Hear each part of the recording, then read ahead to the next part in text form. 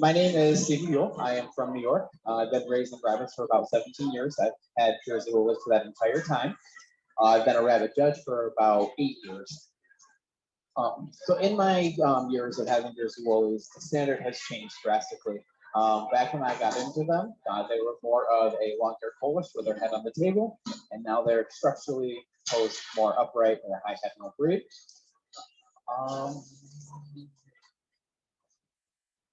One common misconception with the Woolies, however, though, with their new posing or how they've developed, is that they are a fuzzy dwarf, which is not accurate. Jersey Woolies are not a fuzzy dwarf.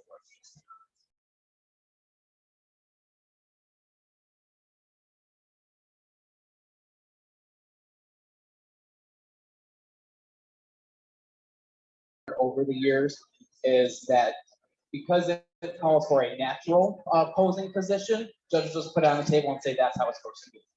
So we recently added to the standard that a Jersey Woolie should be posed in a relaxed, natural position to display a high head mount, thus accentuating the compact height and bold head. So you're not just going to pop it on there. You're actually going to sit it a little bit. If you're posing it too high, it's going to be uncomfortable. The rabbit's it's going to fight you. They're not going to cooperate. It's going to be uncomfortable for you and the rabbit. You press the rabbit, try pressing the head down. They're going to keep pushing up. So when you're posing, you kind of want the eye level with the top line. This buck, he tends to pose on his own a little bit higher than what he should.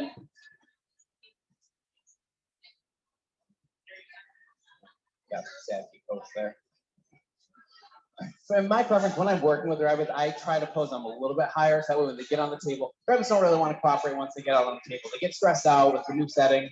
That way, the judge is going to have a little easier time getting them to where they need to be. So big characteristic of our breed is that bold head. You want a nice mug head, you want a lot of width between that eye. You want a good curvature to that skull. And the ear is really important as well.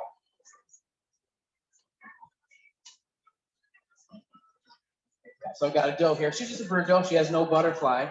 She doesn't really like to sit on her own. I've also never really worked with her much because she is a brood doe. Now you can see she sits a little bit lower. She doesn't have a slight rise in that shoulder. She's lower in that shoulder than what I'd like to see on the table. I probably would place her lower compared to the other rabbit that I have here today. But she's got a nice top line through that back end. I mean, she rounds well. She doesn't have that ear or the boldness of eye that this other rabbit has. So one thing with the Jersey Woolies that there is been a lot of I don't know the words I want to use. So we want a nice round, thick, round ear. But if you look in the standard, there are 0 points on ears. So, which to me, and I think that definitely needs to be revisited in the standard. But again, so Jersey Woolies should be posed, not just sitting on the table. You don't want to pose it high there, not if posed. So this doe, I suppose it's maybe a tad higher than what I prefer.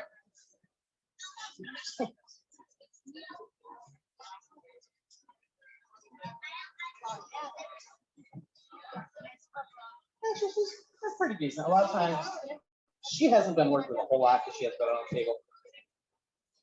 But when you feel your hand on it, you feel there's a slight rise right there at that shoulder. When she rounds well over the top of that hip, she could just use more width to balance for the depth that she has. And then we have another one here that when he was a baby, he was on my cull list because he just seemed flat. Didn't have his head where it's supposed to be at all. But he's one that you're not just going to sit him on the table and get him to pose. You have to kind of work with that.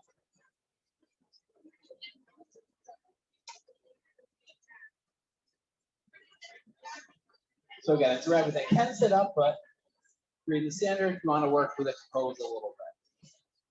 All right, so like I said, posing, definitely a big thing with the Jersey Woolies. Another item is, oh, you don't belong there. The wool structure. So pretty much every wool breed has more points on density than on texture. Jersey Woolies is the exception to that rule. They have more points on texture than they do on density. There are, however, 0 points on length of coat. As long as it meets the minimum length, it's 1.5. It doesn't matter if it's competing against a rabbit with a coat that's 6 inches. Ideal length is 3, but again, there's 0 points to determine whether or not you're going to go with a 1.5 or you're going to go with a 3. So texture is 17 points, where density is 10. So texture is almost double of what the density is worth. So we're really breeding for, and the reason for that is Jersey Woolies are an easy care coat. If you have a dense but soft coat, that's when you're going to have all your mats. You're going to spend all your time grooming. That's not something you really want to keep. Whereas if you got the texture, you really shouldn't have to groom ever, except for baby goats. Baby goats are, but once you get that senior coat, you should be able to basically pull it out, put it on the table, and say, "Here you go, Judge." But with grooming, so the proper coat, very little judging. In my opinion, blowing isn't really necessary. It shouldn't be necessary for grooming. It is helpful. It blows out the dust. It helps, makes the coat look a little more lively. But if you absolutely have to rely on a blower to groom your rabbits, you probably don't have the correct coat structure.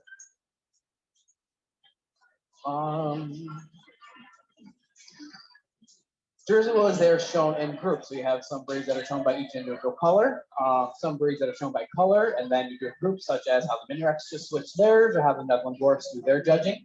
We are strictly in groups, so all of our duties go together, all of our, all the cells, all the tan patterns, all the shaded. We also have the AOB group, which currently only consists of our black and blue pointed whites. But we did just have a passing for the second showing of our orange that you mentioned, so that's pretty exciting.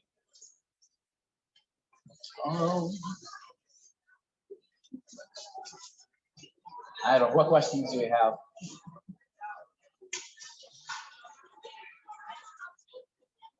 You said you were gonna have some questions. What?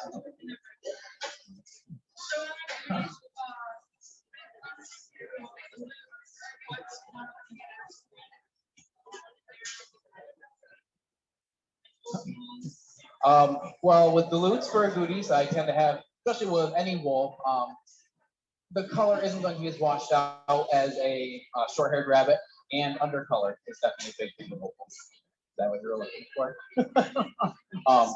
Yeah, you always want to check on your opals, the undercolor. Ladder rabbits is qualified for white undercolor.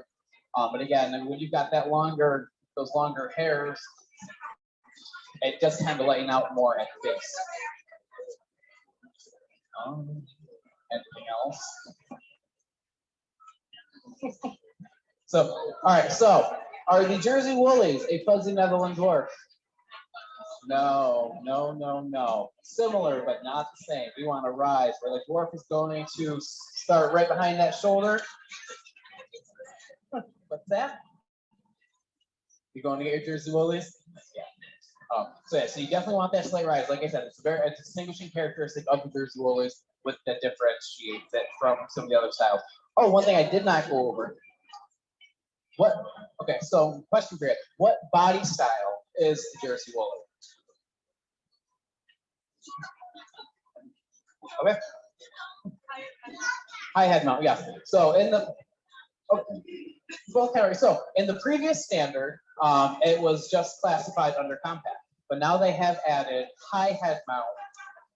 Make sure I say it, wording it correctly.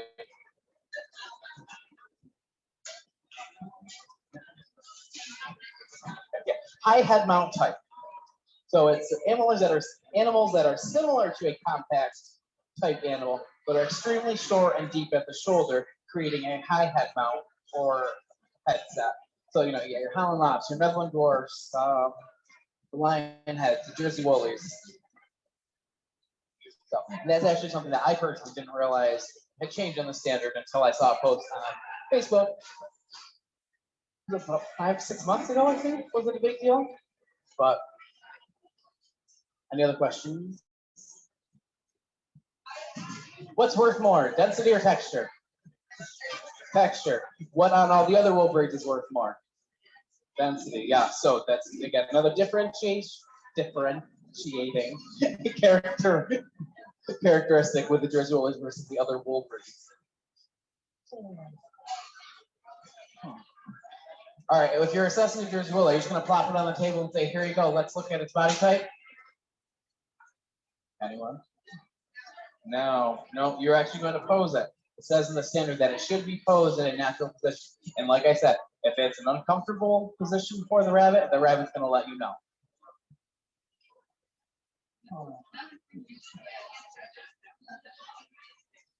Yeah, yeah, correct. Yeah, yeah. So when posing, you don't want to have your hand on that rabbit's head the whole time. Because this rabbit, it could be a low headset. You're going to put your hand there. You can hold it up. Well, the head's going to stay up because you're holding it. Oh. He says he's had enough. You want to be able to step back and see where they're holding their head. He's usually sits a little better than that, but.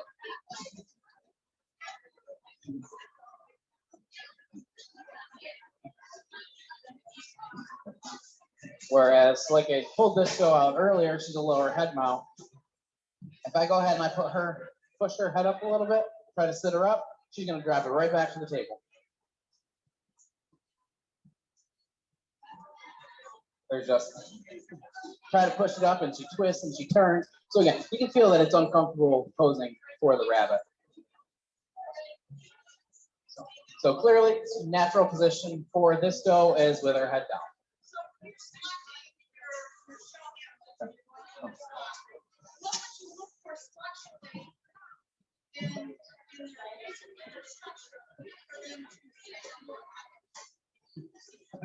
I think the bone is definitely important.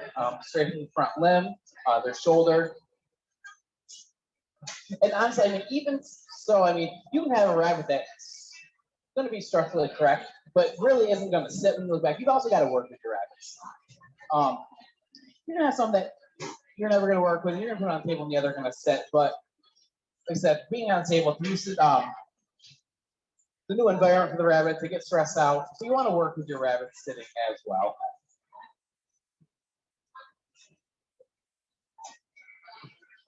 Especially when you've got rabbits on the table, you've got two rabbits that you're down between, you want that rabbit that has the wow factor. A rabbit that's just going to sit on its own. If I step back, I'm like, I like that one. That one sits, I don't have to work with it. You're going to get that wow factor. Yes. How often? I mean, a couple minutes every day. I have some that I work with them for 10 minutes, like 3 different times, that they're pretty good, pretty much sit on their own. Yeah, I mean, how often do you work with? Yeah. I agree. Yeah, definitely start. As soon as mine start coming out of the nest box, so 3-4 weeks, that's when I start at least playing with them a little bit and telling them, hey, this is what you're gonna need to do. So, but yeah, I said just a few minutes. You don't want to stress the rabbit out, then they're really gonna hate it. Might start fighting stuff like that. So, but yeah, just a few minutes, a couple times a week. National shows, nationals and conventions. Like I said, if you have the proper structure, you really shouldn't have to do that often. Except for the junior coach, they don't quite have the bell in that guard area, so they're going to be more of a pain. So not that often I can show juniors that have a coat. But yeah, I said junior national and conventions, and that at time I will blow them out just to get the extra dust and stuff out. But I've got a couple that I have to groom every show just because their coats are horrible. But I like to use a slicker brush. And in that case, again, if your rabbit's netting up probably doesn't have the proper texture, so it'll get probably going to be a little softer in texture. I personally, I will use a blower just to locate the spot and then kind of blow it out a little bit, and then just slicker brush. Usually, I find that it will help break up the mat rather than rip the mat out. Anyone else? What? Yeah. We do use the needle combs. I don't know exactly what they're called. Poodle combs. Okay. Yeah, those. But a slicker brush tends to be my best friend when I'm grooming. And the blower, just at the big show, just get the extra dust out, just to make the coat a little more showy for the convention. But otherwise, I don't really use a blower that often.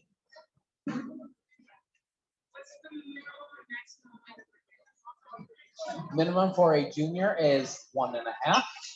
Maximum for a junior is 3 pounds, I believe. And the maximum weight for a senior is 3.5 pounds. Nice small little rabbit. They're going to look a lot bigger than what they actually are. Once you. with that wall. Anything else you want covered? Okay. Any other questions? No? What's that? How important is crimping? Honestly, so crimp isn't anything I personally have ever really looked at in the Jersey Woolies. I don't. Is it in the standard? No, I don't even think it's listed in the standard. I was many years back. Bob Shafto, he's no longer with us. He's from Canada. He used to go to New York all the time, and he was the first and only person I've ever actually heard talk about the crimp on Jersey Woolies. What's that? That's honestly not a question would be a good question for me to answer.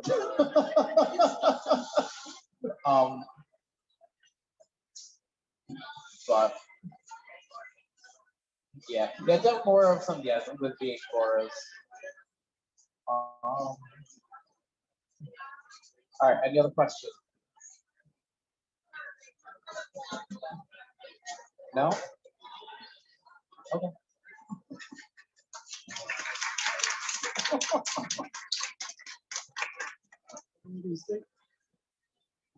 Thank you, everybody, for attending this morning. Appreciate your interest in stopping by. Thank you to Stephen for giving us his time. And if you're in Lancaster next Sunday, please stop by. Thank you.